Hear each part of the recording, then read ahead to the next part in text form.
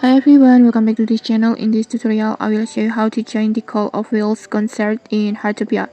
So a brand new concert event is now available in this Call of Wheels event, and during the opening week, the concert is held every day at 7 p.m. and then after that it will only take place on Saturday nights. So don't miss it. And then to join it, just simply log into the game at 7 p.m.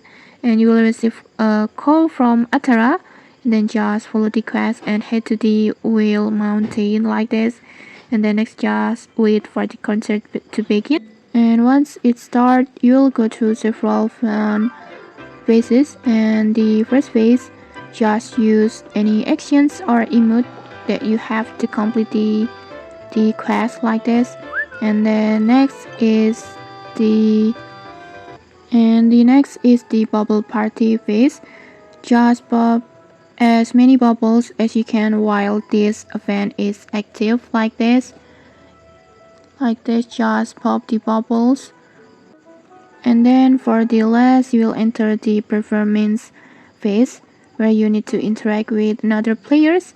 Just simply tap the interact icon above another player's character and then just use any interactions from this menu. And then okay, that's it.